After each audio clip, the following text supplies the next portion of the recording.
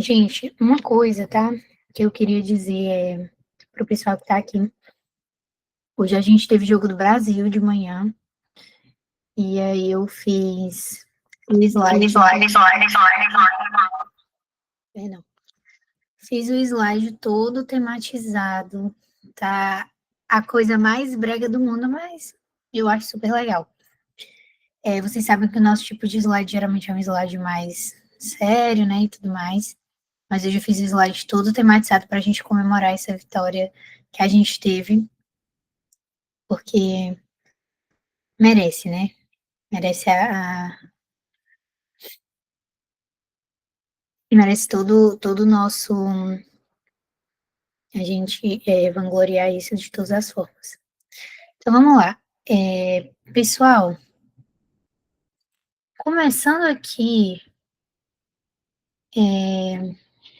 o que a gente vai falar hoje, primeiramente, sobre pagamento em consignação, tá? Então, o que é o pagamento em consignação? Basicamente, é uma forma de o devedor se livrar da dívida quando ele quer quitar aquela dívida, ele tem essa intenção de pagar a dívida, mas ele não consegue pagar essa dívida por algum motivo alheio a ele, tá bom? Então, em vez dele ficar devendo, ele deposita esse valor em juízo, ou, né, por acaso em um local autorizado, para provar que ele tentou cumprir a obrigação, certo? Então, a definição que a gente tem é: pagamento em consignação é uma forma indireta de extinção das obrigações. Essa forma de pagamento, gente, ela é utilizada quando o devedor, né, ele tivesse intenção de pagar, ele quiser fazer o pagamento, mas ele encontrar algum obstáculo criado pelo credor ou por circunstâncias realmente alheias à vontade do devedor, certo? À vontade dele. Então, essa previsão está no 334 até o 345 do nosso Código Civil, e, como eu falei, permite, né, que o devedor ele deposite judicialmente ou em algum local autorizado o valor ou a coisa devida, certo? E aí ele se libera da obrigação. Então, os pontos chaves para a gente compreender, gente, a finalidade dele é justamente liberar o devedor quando ele quiser pagar, mas acontecer alguma coisa alheia, né, uma situação alheia, ou então o credor, por algum motivo, não quiser receber, enfim, né? Então, quando tiver essa situação que impede dele pagar. E como eu falei, né, a base legal são esses artigos 334 a 345 do nosso Código Civil. A gente tem as hipóteses, né, que pode ser a recusa do próprio credor, a ausência desse credor, às vezes uma dúvida sobre quem deve receber, a incapacidade do credor, certo? A gente vai ver porque tem nos incisos seguintes, tá bom? E aí os efeitos é justamente a suspensão de juros e encargos e extingue-se a obrigação, certo, aceita ou julgada procedente, tá? Então, a gente passa para os incisos sobre a consignação, certo? E a gente vai ver. No inciso 1, tem que, se o credor não puder, ou sem justa causa, recusar receber o pagamento ou dar quitação na devida forma. O que é que isso significa, Ana? Que, gente, quando ocorre, né, do credor estar impossibilitado de receber, a gente tem, na verdade, essas circunstâncias, a impossibilidade do credor de receber, ou de ele recusar o pagamento sem nenhum motivo específico, ou ele não quiser dar a quitação, né, dar ali o recibo, certo? E aí, nesses casos, o devedor, ele pode depositar o valor em juízo para se liberar da obrigação, para ele não ficar devendo, porque, poxa, ele tem toda a intenção de pagar, só que ou o credor está impossibilitado de receber, ou ele se recusa a receber sem motivo nenhum, ou ele não quer dar o recibo de quitação. Então, o devedor está agindo de boa fé, tem a intenção de pagar, e para ele não ficar inadimplente, ele faz essa consignação, ele faz esse depósito judicial, certo?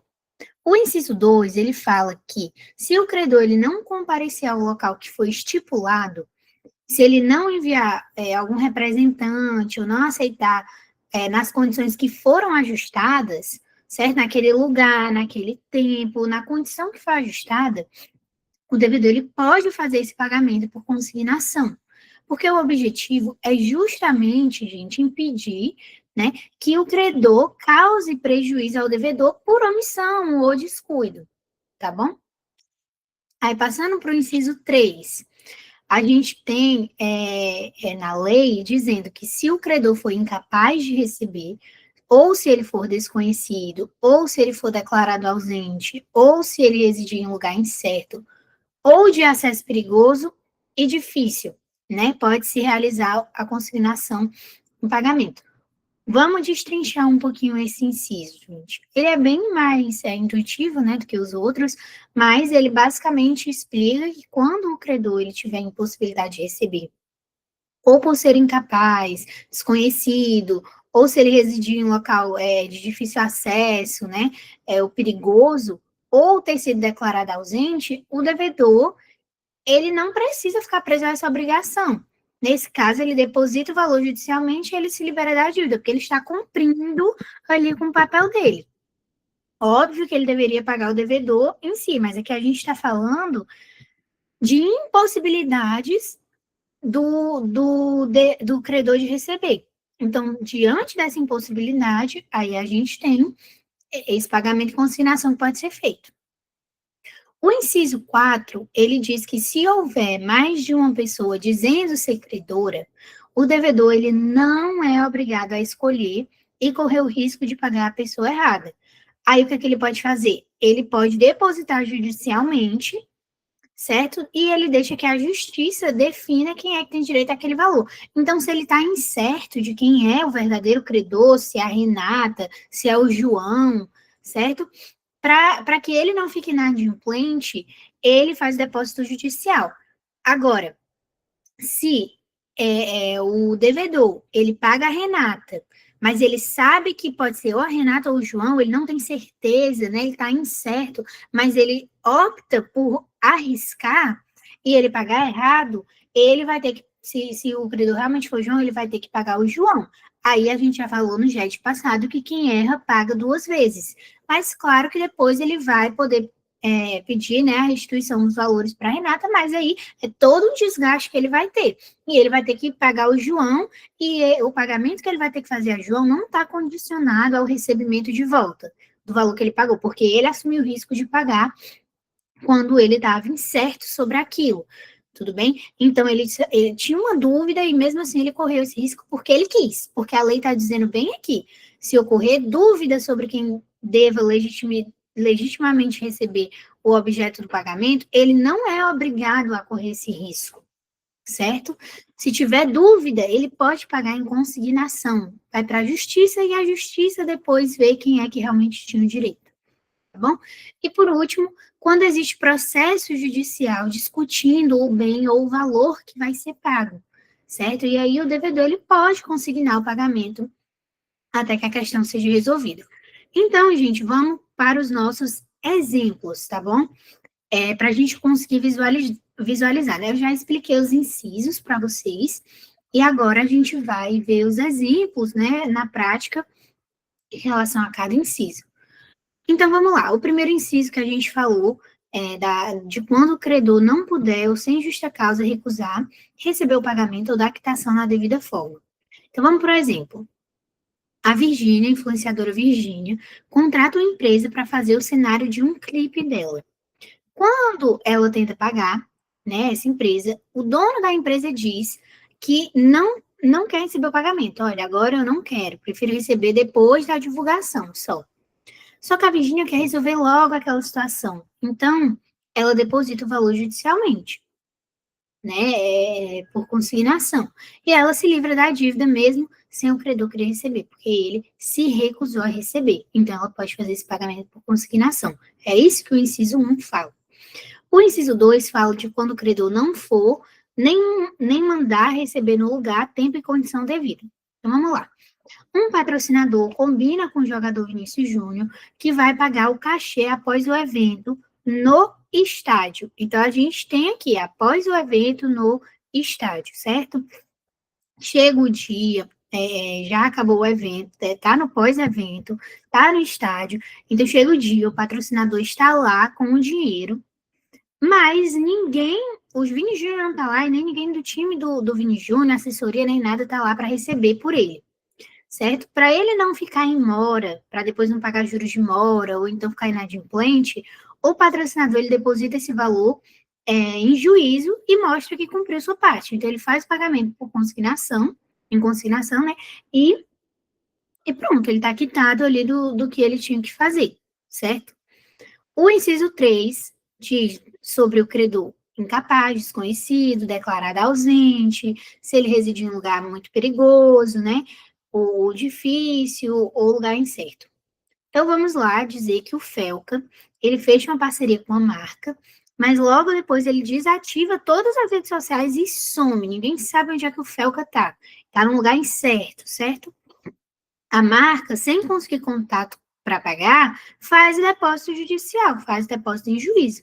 Assim, a marca está mostrando que tentou pagar, mas o credor estava inacessível. Mas ela, de boa fé, para não ficar inadimplente ou então pagar juros de mora, faz logo o pagamento de consignação para, pronto, acabar ali a obrigação dela, já cumpriu com a obrigação.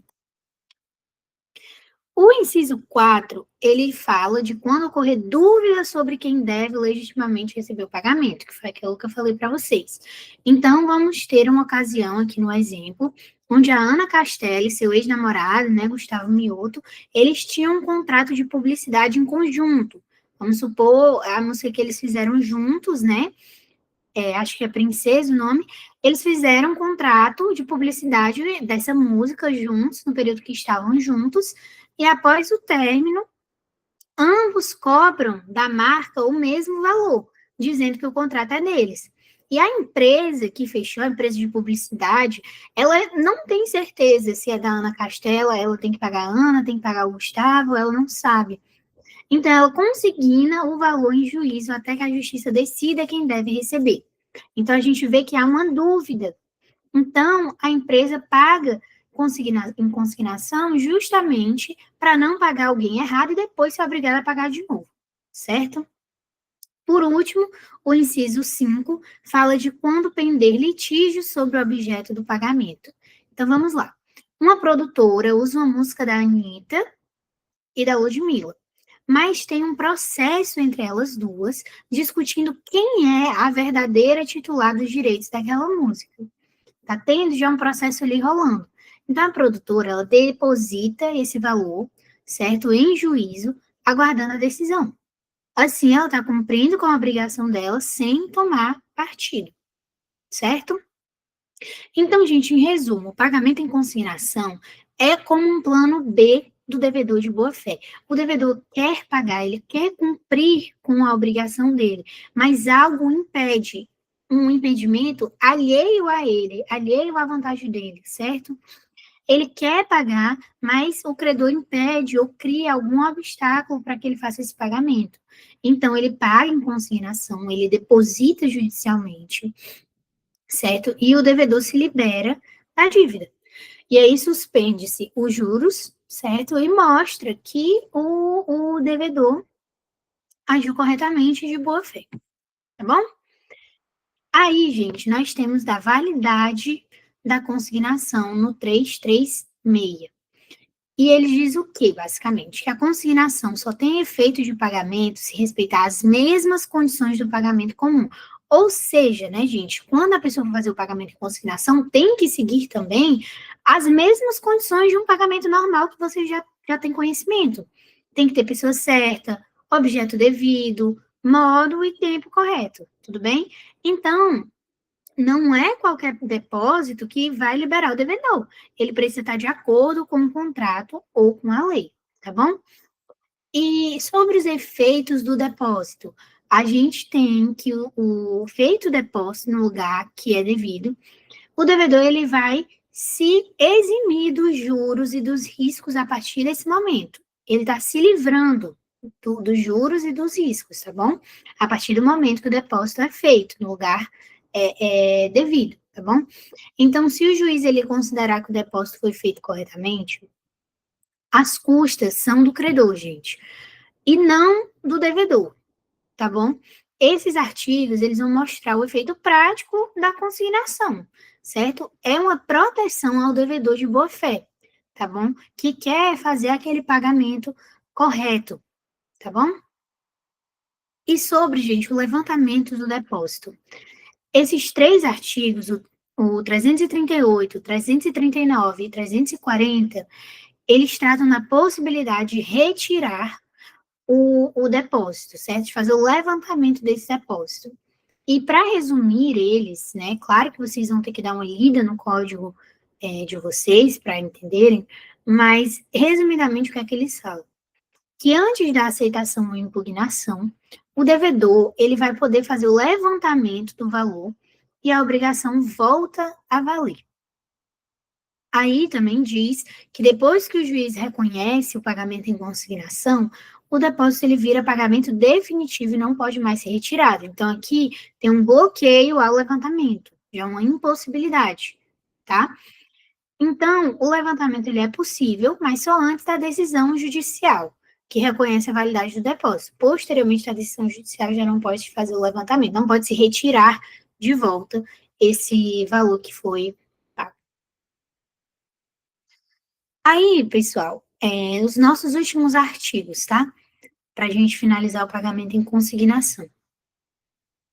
Quando existe uma dívida que não é em dinheiro, não é pecuniária, o devedor ele vai poder citar o credor para retirar aquele bem, né? Então, se ele não fizer isso, o devedor ele vai depositar judicialmente. Então, a lógica é sempre a mesma, é mostrar a boa-fé do devedor que está tentando fazer aquele pagamento. Então, ele cita o credor para retirar o bem. Se o credor não for lá, né, retirar o bem, o devedor ele vai depositar judicialmente para mostrar que ele estava querendo cumprir, mas o credor, enfim, impossibilitou. E aí, o 344 e 345 diz que quando há disputa entre possíveis credores, o devedor pode depositar o valor em juízo para se proteger. Se ele pagar diretamente a um deles, sabendo do conflito, ele assume o risco. Então, serve para evitar que ele pague duas vezes, porque quem paga errado paga duas vezes. Ele não precisa assumir esse risco, tá bom? E aí a gente vai para o pagamento com subrogação. E aí a gente tem hoje um dos dois autores, né? Os dois dos três autores dos gols, né? Na verdade, gente. Tudo errado já na minha cabeça no fim do dia. Mas vamos lá. O pagamento com subrogação, ele é uma forma indireta da extinção da obrigação. No qual, gente, alguém vai pagar aquela dívida no lugar do devedor originário. E assim que essa pessoa, ela paga a dívida, ela assume o lugar daquele credor. Então, imagine o seguinte, imagine uma cadeira, certo? Temos uma cadeira, e a Renata, por exemplo, senta nessa cadeira. E aí, vamos dizer que a Renata é a credora, tudo bem? E eu, Ana, faço o pagamento, né, de uma pessoa que está devendo a Renata. Aí, quando eu faço esse pagamento, por essa pessoa que está devendo a Renata já está satisfeita, sai da cadeira, feliz com o recebimento do que deram para ela. E eu, Ana, sento na cadeira que a Renata estava. Ou seja, tentem entender como se eu estivesse pegando realmente o lugar da credora. A gente vai ver com exemplos mais ou menos como isso funciona na prática, mas basicamente, gente, a gente temos três pessoas na situação, certo? Eu vou pegar aqui a Priscila, a Renata e eu, tá bom? A Priscila é devedora da Renata. A Priscila precisa pagar R$ 15 para a Renata. Só que a Priscila não tem esse dinheiro. Ela não tem os R$ 15, ela precisa pagar a Renata. Eu, Ana, sou muito amiga da Priscila, quero ajudar ela, ou ela me pediu ajuda, eu pago os R$ 15 da Renata. A Renata está satisfeita. Eu paguei, era uma terceira interessada, paguei no nome, estava pagando pela Priscila, e pronto, a Renata já saiu agora. Então, a relação que era de 3 agora vira de 2. Eu que paguei a Renata, assumo o lugar da Renata. Por quê? Porque agora eu vou cobrar os 15 reais da Priscila. Ai, Ana, mas e se você tiver pago voluntariamente? Você não quer cobrar? Tudo bem, se você não quiser cobrar, tudo bem, mas eu posso, tá? Então, eu subrogo os direitos da Renata agora, porque a Renata, que antes estava cobrando os 15 reais, agora está satisfeita, mas eu, Ana, que paguei, eu paguei por alguém. Então, eu agora assumo como se fosse o lugar da Renata para cobrar os 15 reais da Priscila, certo? Então, gente, quem paga passa a ter os mesmos direitos que o credor original tinha, incluindo garantias, preferências e possibilidades de cobrança do devedor. Então, vamos, por exemplo, com os nossos jogadores, tá? A gente tem o Rodrigo, né, gente? E o Estevam, tá? O Rodrigo, ele devia 200 mil reais a um empresário por uma consultoria de imagem. O amigo dele, Estevam, para ajudar e evitar que o nome dele fosse protestado, ele paga a dívida por Rodrigo. Com isso, o Estevão vai subrogar os direitos do credor, ou seja, os direitos do empresário. Ele passa a ter o direito de cobrar do Rodrigo o valor que ele pagou ao empresário. Então, a dívida não acabou, ainda existe uma dívida. Se resolveu a obrigação do Rodrigo com o empresário, mas se criou, como o Rodrigo não pagou, ainda tem uma obrigação do Rodrigo com o Estevão, que foi a pessoa que pagou para o empresário. O empresário saiu da jogada, o Estevão agora está no lugar do empresário porque ele vai cobrar os 200 mil do Rodrigo, já que ele que pagou. É como se ele fosse pedir uma restituição, entendeu?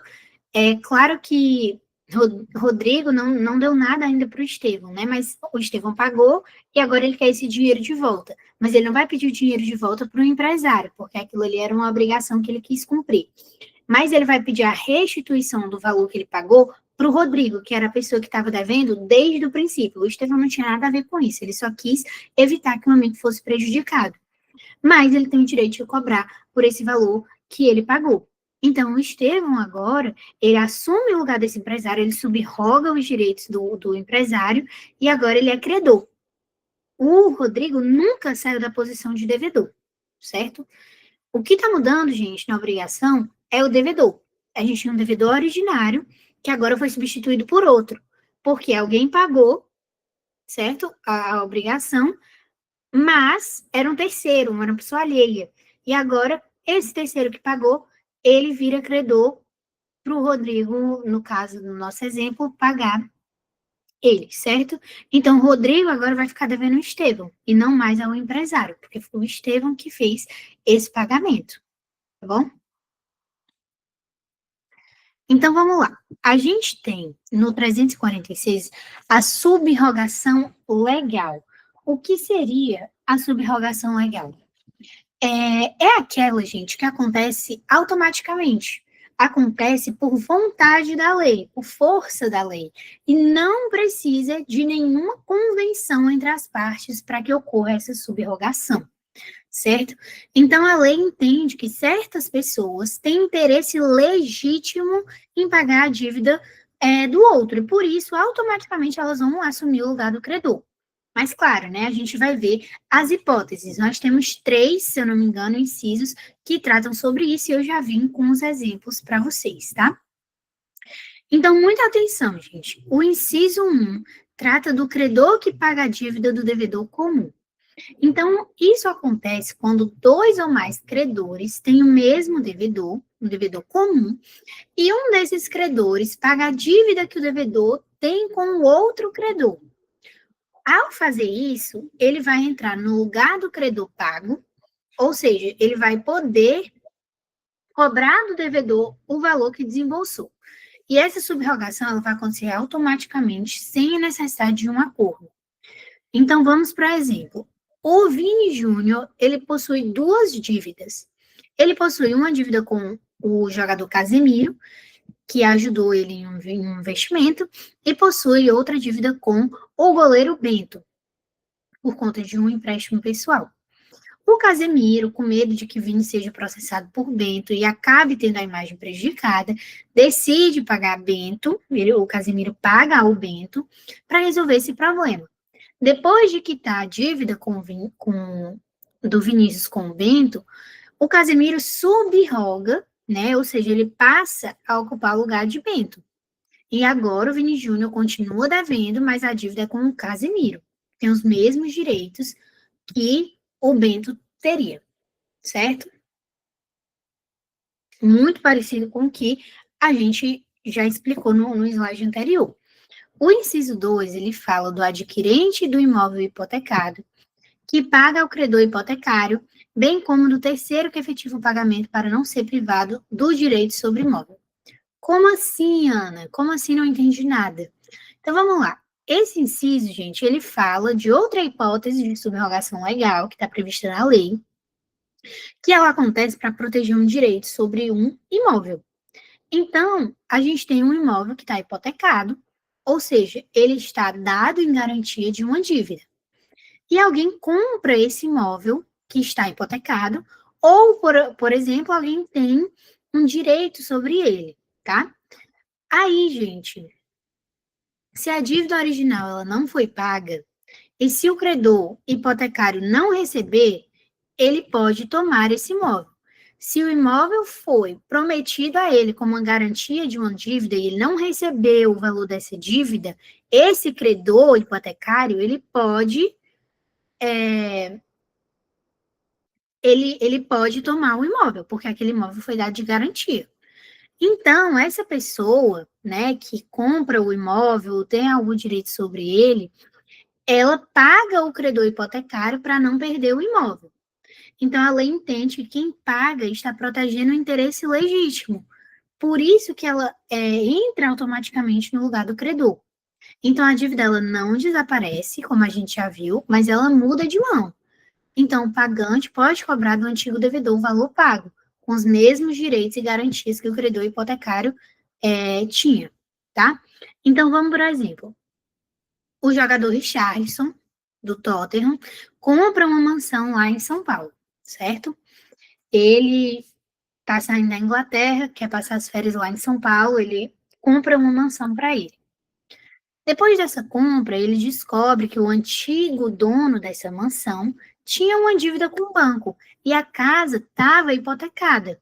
Ou seja, a casa que o Richarlison comprou, ela tinha sido dada em garantia de uma dívida, certo? Desse antigo dono. Então, o banco, em tese, se o antigo dono não pagar por essa dívida, a casa dele, que o Richarlison comprou, ela está prometida para o banco para pagar essa dívida. Mas vamos supor que o Richarlison nem sabia disso, ou sabia e assumiu esse risco, né? O banco, ele pode tomar o imóvel se a dívida não for quitada, tá?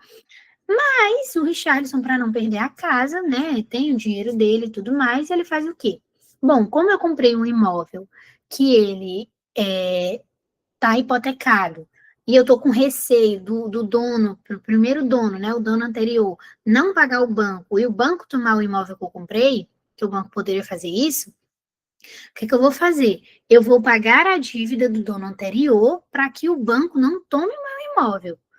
Só que a partir do momento que o Richarlison, por que ele pode fazer esse pagamento? Porque o imóvel que ele acabou de comprar está em risco. Porque se o dono anterior não pagar, o imóvel está hipotecado e o banco pode tomar a qualquer momento. E o Richarlison não quer correr esse risco. Então, ele é interessado naquilo, porque ele tem um direito sobre aquele imóvel agora. E aí, para evitar isso, ele paga o banco. Só que a partir do momento que ele paga o banco, agora ele subroga os direitos do banco, porque o banco estava cobrando de quem? Do antigo dono. Como o Richarlison pagou para o banco sai da obrigação. O banco saiu, como eu falei, começa com 3, termina com 2. Na verdade, inicialmente, 2, fica 3, volta para 2. Porque primeiro era quem? Antigo dono e banco. Agora o Richarlison comprou o imóvel e o Richarlison, no caso aqui, né, ele paga pelo antigo dono. Então agora a gente tem 3, como se fosse o meio, né, da situação. Tem o início, o meio e o fim. No fim da situação, quem vai estar? O Richarlison subrogou os direitos do banco e agora só temos Richarlison e antigo dono. Então, vocês percebem que o devedor originário sempre fica, o que muda é o credor, certo? E o Richarlison subrogou os direitos do banco e agora ele pode exigir o que o banco estava exigindo, que vamos supor fosse o valor de 5 milhões de reais, certo? Se o banco estava exigindo 5 milhões de reais do antigo dono e o Richarlison, com medo do antigo dono não pagar e ter o imóvel pego pelo banco, ele paga pelo antigo dono. E aí agora ele está no lugar do banco e pode cobrar os 5 milhões que ele pagou anteriormente, certo? Então, ele vai subrogar automaticamente, está previsto em lei. O devedor não precisa concordar. Não nesse caso que a gente está estudando, porque, como eu estou falando, nesses 3 incisos são casos previstos em lei, tá bom? Tem força da lei envolvida. Não precisa ter sido convencionado. Então, Richarlison vai assumir a posição do banco e passa a ter o direito de cobrar do antigo dono o valor que ele desembolsou.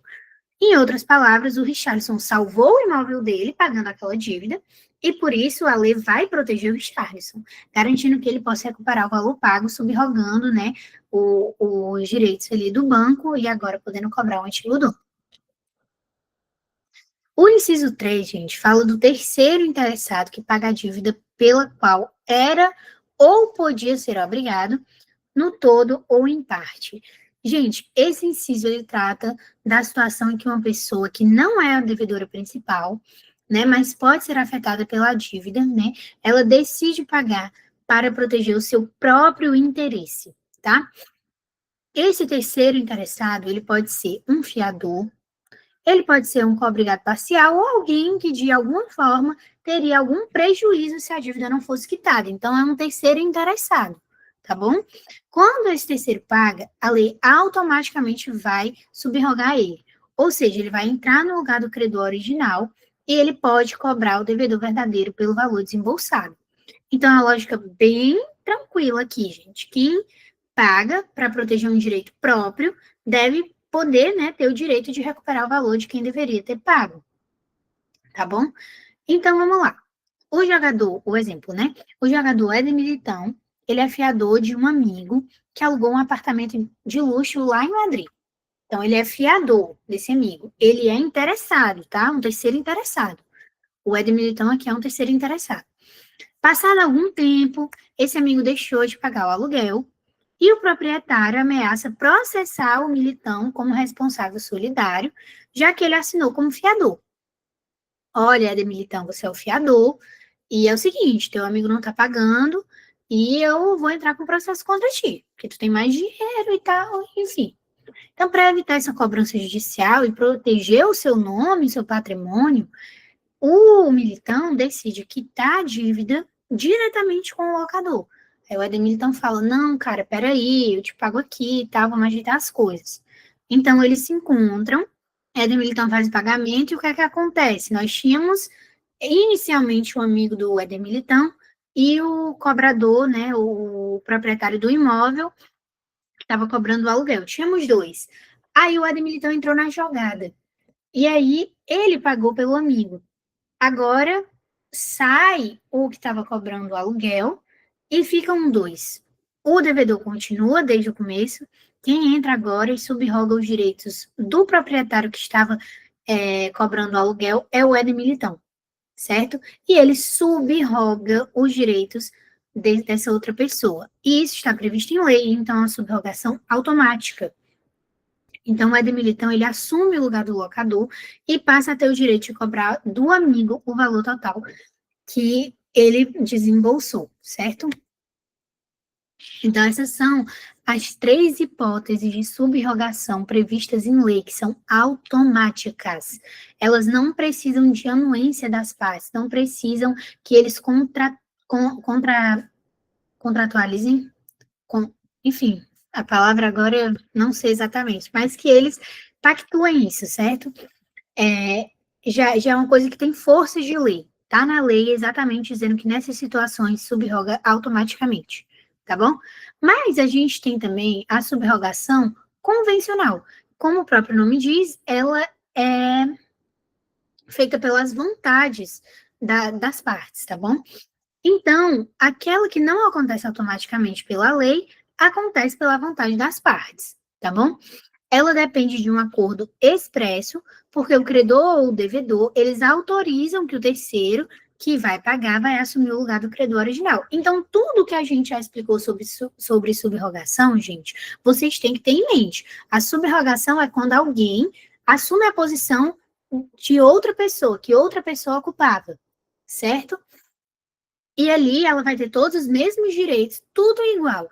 É a mesma coisa, por exemplo, vocês pensem uma posição de emprego, um trabalho, onde temos uma pessoa que tem X funções, recebe Y, enfim, tem aquela posição específica naquele trabalho, naquela empresa, e essa pessoa sai, porque, enfim, foi demitida ou porque achou um emprego melhor.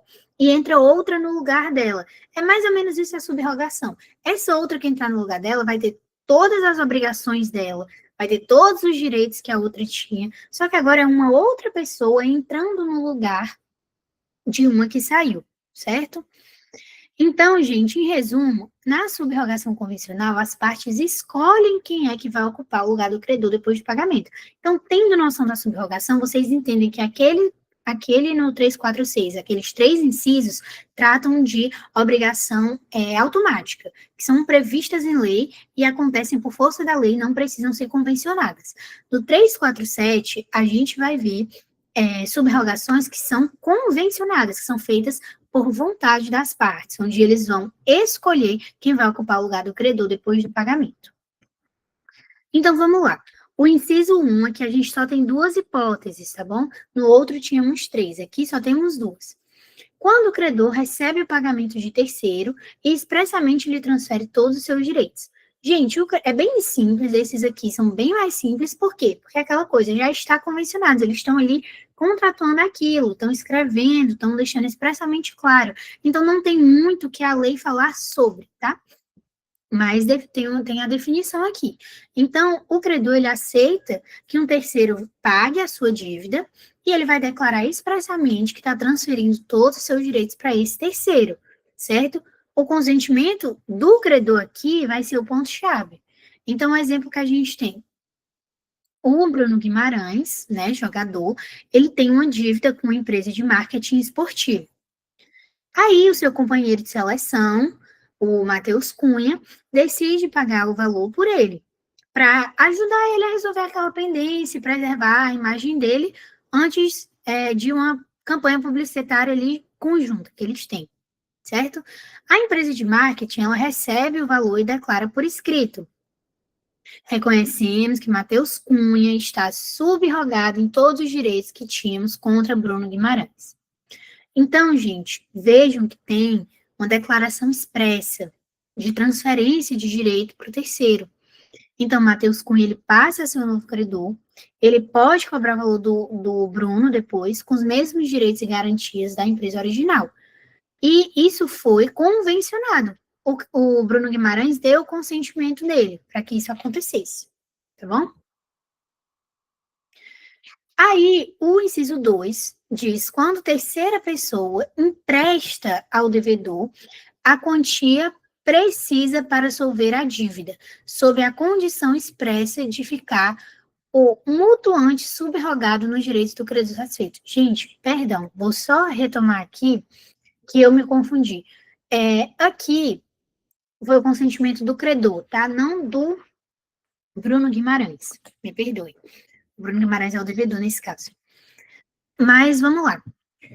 Nesse inciso 2, gente, o terceiro, ele não paga diretamente a dívida como no outro, onde o Matheus Cunha, né, ele pagou a dívida, ele foi lá e pagou. Aqui não, o terceiro, ele não paga diretamente, ele empresta o dinheiro ao devedor, mas ele coloca uma condição. E a condição é, por exemplo, de quando ele quitar o débito, a pessoa que teve o dinheiro emprestado fique com os direitos, que emprestou o dinheiro, no caso, né, fique com os direitos do credor. E tudo isso, gente, tem que acontecer de forma expressa, tá bom? Como tudo que a gente falou aqui, desses 2 incisos, tem que ser feito de forma expressa, tá? Então, vamos por exemplo. O zagueiro Gabriel Magalhães está com a dívida contratual com a construtora no Brasil. E aí o Douglas Santo, colega de seleção dele, ele empresta exatamente o valor para que o Gabriel quite essa dívida. Ele fala, cara, vai dar certo, vou te emprestar o valor aí, e tu quita a tua dívida, tá bom? Mas é o seguinte, eu te empresto e eu subrogo os teus direitos. Isso tem que ser expresso, tá, gente? Escrito expressamente. Então, ele empresta esse valor para que o Gabriel pague a dívida, mas ele deixa claro no contrato que ele empresta aquela quantia para que ele pague aquela construtora, mas que ele fica subrogado nos direitos dela após o pagamento. Então, ele condiciona aquele empréstimo que ele está fazendo. Eu vou te emprestar o dinheiro para pagar, mas eu vou subrogar os direitos do credor depois. Tá? Então, depois, basicamente, o que ele está dizendo aqui, ele vai ter que restituir o valor. Então, o Douglas Santos agora vai se tornar um novo credor e ele tem direito de cobrar de Gabriel o valor que ele emprestou. É como se agora, de fato, ele estivesse pedindo a restituição direta. Porque na subrogação, de uma forma ou outra, ele está pagando pelo devedor e depois ele vai pedir o devedor o valor de volta. Mas, geralmente, ele não dá o dinheiro pagar para o devedor. Enfim, o devedor paga e depois ele pede de volta. Geralmente, ele paga e depois ele volta contra o devedor. Mas tem essa chance de ele dar o dinheiro para o devedor, emprestar, no caso, o dinheiro para o devedor, e o devedor depois vai ter que restituir ele, caso, enfim, eles contratuem isso, né, e tudo mais. Então, é outro tipo de subrogação convencional, né, que é feita por acordo entre o devedor e o mutuante, com o consentimento do credor, tá bom? Então, o 349, gente, ele fala o seguinte, do novo credor que herda todos os direitos do antigo. Então, basicamente, gente, quem paga e se subroga não apenas adquire o crédito, mas também os direitos e as garantias que o antigo credor tinha. Sempre lembrem disso, tá? Lembrem de mencionar que ele subroga os direitos e as garantias, tá? Porque não é só o valor que ele deu, vocês vão ver com o exemplo, mas não é só o valor que ele entregou. A partir do momento que ele está no lugar do credor, ele subroga o lugar do credor, ele é um novo credor, ele é como se fosse a mesma posição idêntica. Ele só está mudando a cadeira. Quer dizer, a pessoa que senta na cadeira. A cadeira é igual, só está mudando a pessoa que senta nela. Então, nada muda, só está mudando a pessoa que está naquela posição. Então, não perde direito, não perde garantia, entendeu? Então, sempre digam que subroga os direitos e garantias do antigo credor. Porque se esse credor anterior, vamos supor, ele estava cobrando 20 mil reais, certo? Ele cobrou 20 mil reais, mas esse terceiro fez o pagamento, subrogou os direitos, será? Ele não tem direito agora só de cobrar os 20 mil. Se aquele antigo credor, ele tinha direito, por exemplo, de penhora, esse atual vai ter também, porque ele subroga os direitos e garantias, não só o valor que ele pagou, tá? Então, vamos para o exemplo. O zagueiro Gabriel Magalhães devia multa contratual a uma antiga fornecedora de material esportivo por quebra antecipada de contrato. Quebrou o contrato antecipadamente e devia aí uma multa contratual. O Casemiro, colega de seleção, parceiro dele em uma campanha publicitária, ele paga a multa para evitar que o problema respingue nesse projeto que eles têm juntos, para que ele não fique com o nome falado na internet e atrapalhe a campanha deles. Nesse momento que o Casemiro fez o pagamento pelo Gabriel, ele se subroga no mesmo lugar da fornecedora, e ele passa a ter os mesmos direitos e garantias que ela tinha, inclusive o de cobrar a multa, certo? Do amigo, ou exigir o cumprimento das condições contratuais originais. Então, o Casimiro agora, ele entra no jogo com as mesmas cartas que o credor original tinha, tá bom? Então, se ele pagou ali um valor, mas aí a empresa ele tinha outras multas, ou então outros cumprimentos contratuais que ele tinha que fazer, o Casimiro assumindo essa posição agora, subrogando, ele também ganha esses direitos, não só o direito de receber o valor que ele deu, e sim todas as garantias e todos os direitos, tá bom? Subrogação legal, né, que fala do novo credor só ter o direito ao valor que pagou. Vamos lá. Na subrogação legal, que acontece automaticamente, né, gente, são sinônimos, é subrogação automática, subrogação legal. O novo credor, ele só pode cobrar o valor que ele realmente pagou, tá?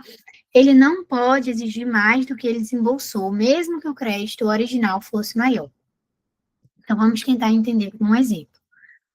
O Vinícius Júnior, ele divide com o Éder Militão o custo de um campo de treinamento particular, certo? Os dois residem lá em Madrid, e aí eles começam a dividir, né, o valor desse campo de treinamento. O Vini, ele acabou atrasando a parte dele, e o proprietário daquele campo que eles alugavam ameaçou cancelar o aluguel do espaço.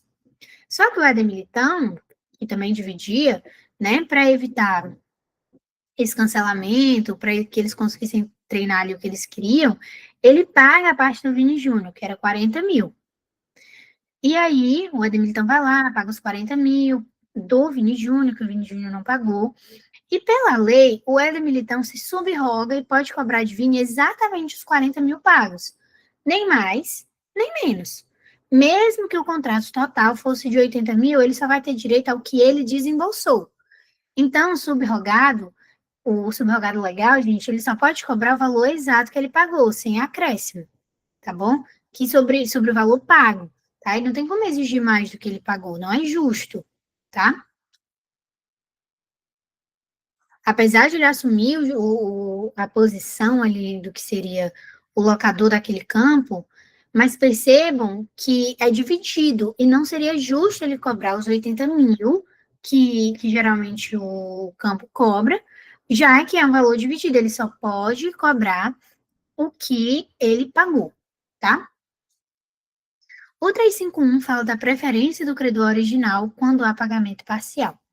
Pessoal, se o credor original ele recebeu só uma parte da dívida e o resto dessa dívida não foi pago por quem se subrogou, o devedor, no caso, se o devedor, né, não tiver bens suficientes para pagar tudo, aquele devedor original, ele não tem mais como pagar, o credor original tem prioridade para receber o que falta. Vamos entender como um exemplo, tá? A gente tem aqui dois personagens. O goleiro Hugo Souza, que devia 200 mil a uma agência de imagem por gerenciamento das redes sociais. Então, temos duas pessoas originalmente.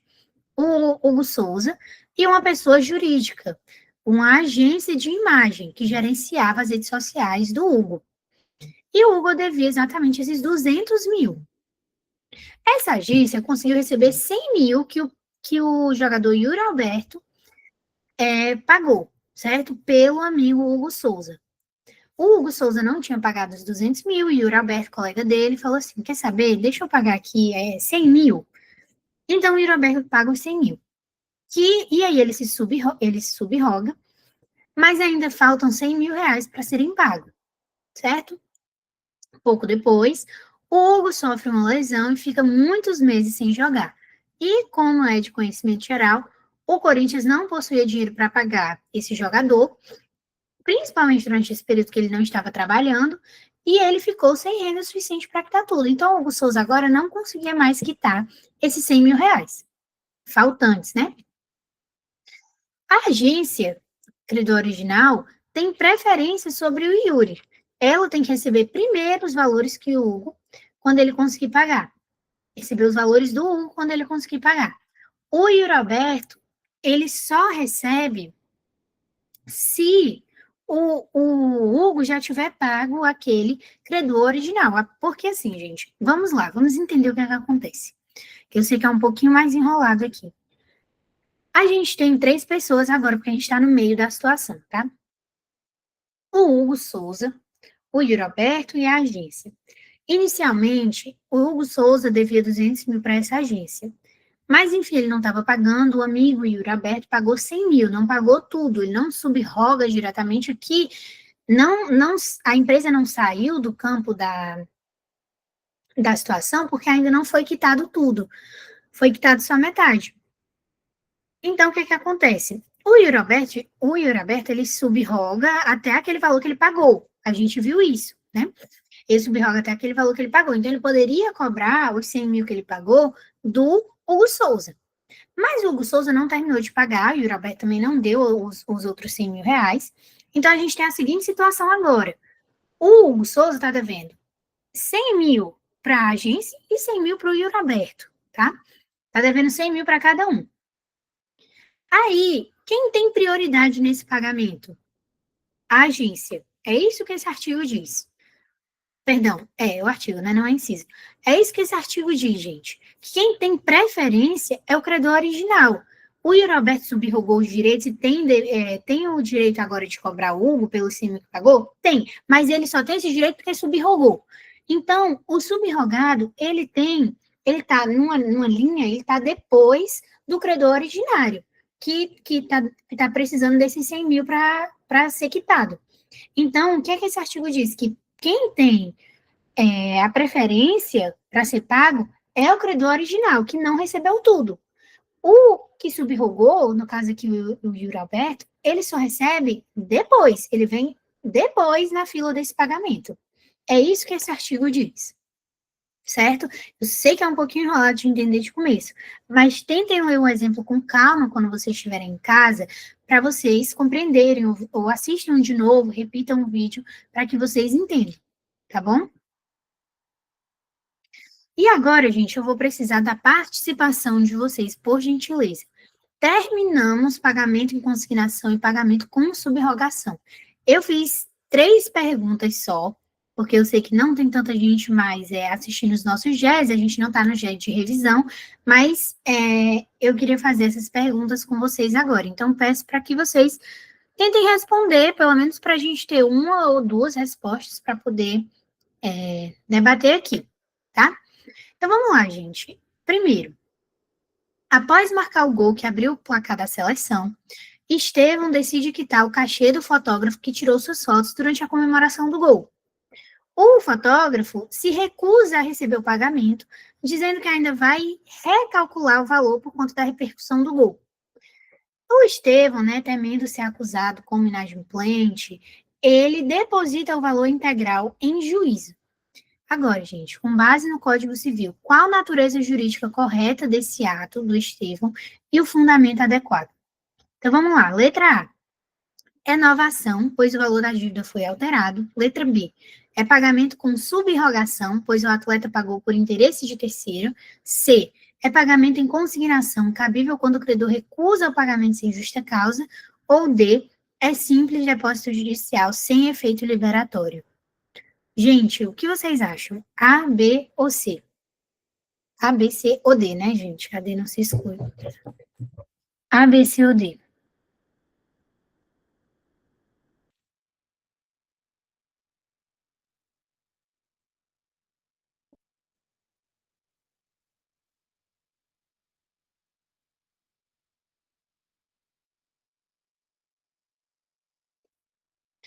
Renata disse C, Eveline disse C, e com 2 respostas já estou satisfeita, porque não tem tanta gente, então tá tudo bem, gente. E a letra correta é exatamente a letra C, que as meninas falaram. Por quê? Gente, inovação a gente ainda não viu, né? Então, é mais fácil até de eliminar, mas a gente vai ver no próximo GED, por sinal. Então, já dá para eliminar, mas a gente vai ver o que é uma inovação. A B não é, porque não fala de subrogação aqui, o Estevão, ele não está subrogando o direito de ninguém, né, não é, a subrogação acontece de um terceiro que aparece no meio da história, a gente viu, tentem dividir a subrogação em 3, né, o começo, o meio e o fim. No começo tem 2 pessoas, no meio tem 3 e no fim tem 2 de novo, certo? O que subroga, ele aparece do meio para o fim, e ele fica no meio e no fim. No começo ele não está lá. E aqui na obrigação, o Estevão está desde o começo aqui. A obrigação dele é com esse fotógrafo. E no final, não entra ninguém para pagar por ele, ou ele não paga por ninguém. Então, a gente não está falando de subrogação aqui, tá? A C é a correta, porque é um pagamento em consignação, que é cabível, porque o credor ele se recusou ao pagamento sem justa causa, né? Tudo bem que ele explicou aí tudo, mas o Estevão, ele fez esse pagamento para depois não ser chamado de inadimplente e tudo mais, tá? Eles já tinham acordado esse valor, mas o cara não quis, mudou depois. E a letra D não é um simples depósito judicial, né, sem efeito liberatório, gente, porque tem efeito liberatório. Ele pagou e agora ele, pronto, já cumpriu com a obrigação. Então, por isso que tem efeito liberatório. Após fazer o quinto gol contra a Coreia do Sul, Vinícius Júnior quer pagar uma produtora responsável pelo vídeo da comemoração, mas o representante da empresa não comparece ao local combinado. Para não atrasar o pagamento, Vinícius Júnior deposita o valor em juízo no mesmo dia. Vixe, gente, peraí. Obrigada, tá, meninos, por avisarem. Não, não vi. Eu não sei se saiu antes, né, mas aqui a resposta é da anterior que eu tinha falado. Então, tá aqui a próxima pergunta, tá, gente? Fez o quinto gol contra a Coreia do Sul, é, e ele quer pagar uma produtora responsável pelo vídeo da comemoração dele, certo? Ah, tá, saiu na hora que eu disse a resposta correta, né? Tudo bem. Obrigada, gente, por avisarem. Nem foi, não foi de propósito. Nem foi. Mas tá aqui, tá, gente? Pra quem quer saber onde tem a carinha do Estevão aqui. A correta. E aí, ele quer pagar essa produtora responsável pelo vídeo, mas o representante da empresa não comparece no local combinado. E para não atrasar o pagamento, né, o Vinícius deposita o valor em juízo no mesmo dia. Então, de acordo com o artigo 337, então a gente sabe que pagamento e consignação no nosso Código Civil, quais são os efeitos jurídicos desse depósito? Gente, quais são os efeitos jurídicos desse depósito? Letra A. O pagamento ele é nulo até o credor aceitar esse valor. Letra B. O depósito tem efeito liberatório, cessam juros e riscos para o devedor a partir da data que foi feito. Letra C. O credor ele perde o direito de cobrar qualquer valor adicional. Letra D. O devedor ainda responde solidariamente pelos encargos da dívida. O que vocês acham, pessoal?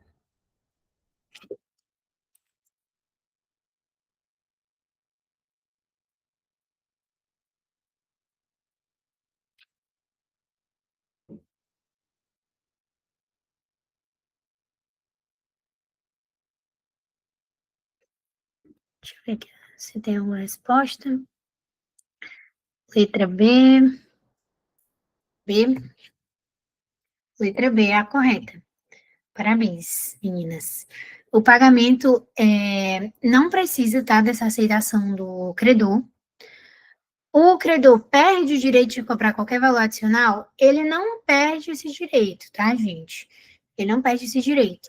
E D, o devedor ainda responde solidariamente pelos encargos da dívida. Aí não, gente, não responde mais. O correto é que, como a gente viu, o depósito em consignação, ele tem efeito liberatório, ele libera o devedor daquela dívida. E ali se cessam os juros e riscos para o devedor a partir da data que foi feito. Porque se ele deposita naquele dia, não tem que ficar correndo juros depois, ou risco de ele ser inadimplente. Não tem, tá? Cessam todos esses riscos e juros a partir do momento que ele fez o pagamento.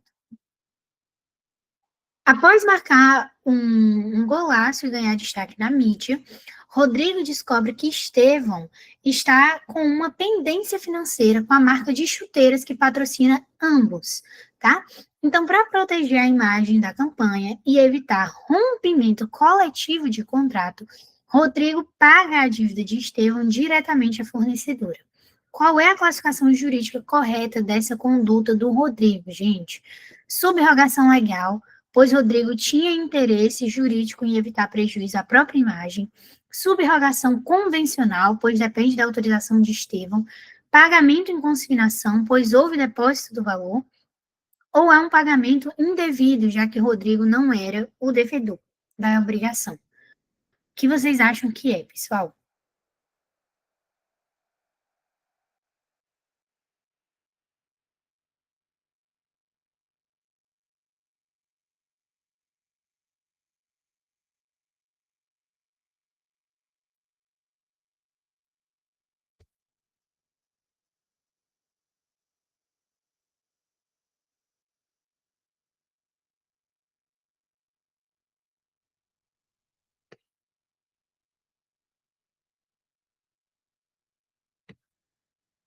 Renata disse B.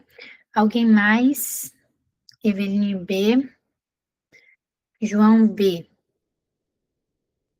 Sem certeza. Anotada. Ana B, Luciana B. Vamos lá, gente. A correta é a letra A. Vixe, Ana, por quê? Assim, eu acho que ficou claro para todo mundo, pelo menos que era uma subrogação, isso já é bom, né? Então a gente anula C e D e a gente passa a tratar do porquê não é a B, né? Gente, aqui, vamos prestar, sempre prestem muita atenção, e isso, gente, eu vou reforçar até porque no que eu olhei das provas de vocês, algumas coisas foi só desatenção na leitura da questão, certo? Então, leiam muito atentamente a questão, marquem, rabisquem mesmo, para que vocês não errem, assim, às vezes por desatenção, né? Mas deixa eu destacar aqui para vocês. Gente, vou reler aqui. Após marcar um gol e ganhar destaque na mídia, Rodrigo descobre que Estevão está com uma pendência financeira com a marca de chuteira que patrocina os dois. Os dois são patrocinados por essa marca. Olha o que é que diz no seguinte: para proteger a imagem da campanha e evitar rompimento coletivo do contrato, Rodrigo paga a dívida de Estevão diretamente à fornecedora. Gente, por que que o Rodrigo paga a dívida? Olha o que a questão está dizendo. Que ele paga porque para proteger a imagem da campanha e evitar o rompimento coletivo do contrato. Ele está incluso no meio. Ele está querendo proteger a imagem da campanha que ele participa, porque não falou aqui que era uma chuteira que patrocinava os dois, certo? Então, o rompimento coletivo do contrato. Se é coletivo, não é o rompimento individual e não é o rompimento do amigo. Rompimento coletivo, dos dois. Então, gente, ele estava aqui pagando, por quê? Porque estava com medo do Estevão não pagar e isso acabar respaldando nele. Então, o que acontece aqui? Basicamente, gente, é uma subrogação legal. O Estevão não conversou com ele, ou o credor, né, no caso aí a marca de chuteira, não escreveu expressamente, Rodrigo vai pagar, não sei o que, não sei o que. Se fosse, teria que estar escrito aqui, teria que estar dizendo aqui que foi, porque vocês não têm como presumir isso se não falar a questão, tá? Mas a lei presume a subrogação em favor do terceiro interessado, que paga para proteger o direito próprio ou legítimo. Anotem, tá no 346, inciso 3. Ele tinha interesse, gente, sobre isso. Ele tinha interesse. Por quê? Porque ele estava com medo de um rompimento coletivo de contrato. Ele estava com medo do contrato dele sofrer por conta disso. Entendeu? Eu tô vendo agora os comentários, gente. Porque para mim não ficou clara a relação jurídica de Rodrigo, né? O interesse. Pronto, é justamente por isso, né? Por conta desse rompimento coletivo, né? Do contrato, que ele teve receio, porque os dois são patrocinados por essa chuteira, por essa marca, né? De chuteira. E aí, a questão fala que é para proteger a imagem da campanha e evitar o rompimento coletivo do contrato, tá bom? Se não tiverem entendido, gente, podem perguntar. No caso, eu fiz só essas 3 questões para a gente não se estender muito, mas eu estava pensando em começar a fazer essas pequenas questões no fim da aula para como se fosse reforçar o que a gente acabou de ver, tá? Eu vou mandar o link da presença agora, agradeço a presença de todo mundo, mas na nossa revisão vão ter muitas mais questões, tá, gente? Principalmente no que vocês estiverem tendo mais dificuldade. É até interessante a gente fazer essas questões agora, porque eu vou vendo o que é que vocês estão tendo mais dificuldade. Só ver o que a Renata mandou e mandar o link aqui para vocês. Ótimo, Ana, faltei essa aula, para mim foi ótimo. Obrigada. Por nada, Renata, você é maravilhosa, sempre presente aqui comigo. E, como eu falei, gente, qualquer dúvida podem perguntar. Essas aulas agora são muito importantes, né? Porque eu acredito, né, que sejam às vezes um pouco mais confusas. E hoje foi com tema especial do Brasil, porque o nosso time merece, tá, gente? Mas depois a gente volta para a programação normal, aqueles slides mais direitinho, mais do direito, aquela coisa mais séria. Esse aqui foi para dar uma desapelada, tá?